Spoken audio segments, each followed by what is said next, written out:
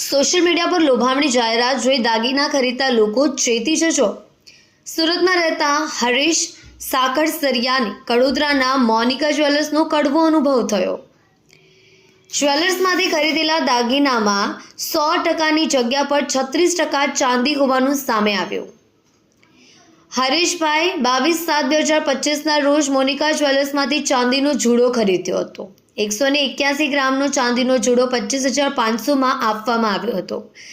118 રૂપિયા ચાંદીનો પર ગ્રામ ભાવ અને 18 રૂપિયા પર ગ્રામની મજૂરી બિલમાં દર્શાવવામાં આવી હતી। હરીશભાઈને આ જુડામાં ભેળસેળ હોવાની શંકા જતાં તેમને લેબોરેટરીમાં ટેસ્ટિંગ કરાવ્યું। પ્રથમ લેબના રિપોર્ટમાં જુડાની અંદર માત્ર 35% ચાંદી અને બાકી અન્ય ધાતુની ભેળસેળ હોવાનું સામે આવ્યું। ત્યારબાદ બીજી લેબોરેટરીમાં પણ રિપોર્ટ કરાવવામાં આવતા જુડાની અંદર 35% ચાંદી હોવાનું સામે આવ્યું। મોનિકા જ્વેલર્સથી છેતરાયેલા હરીશભાઈ આ બાબતે કડોદરા જ્યુએડીસી પોલીસ સ્ટેશનમાં ફરિયાદ નોંધાવી। પોલીસે જ્વેલર્સ માલિક અભિષેક સોની સામે ગુનો દાખલ કર્યો।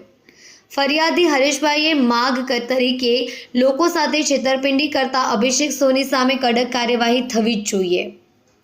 અભિષેક સોની પોતાના સોશિયલ મીડિયા પેજમાં લોભામણી જાહેરાતો આપી લોકોને ભેળસેળવાળા દાગીનાનું વેચાણ કરી છેતરપિંડી કરતા હોવાનું સામે આવ્યું। કલ્પેશભાઈ રાણા સાથે જોતા રહો ન્યૂઝ 9 સુરતી।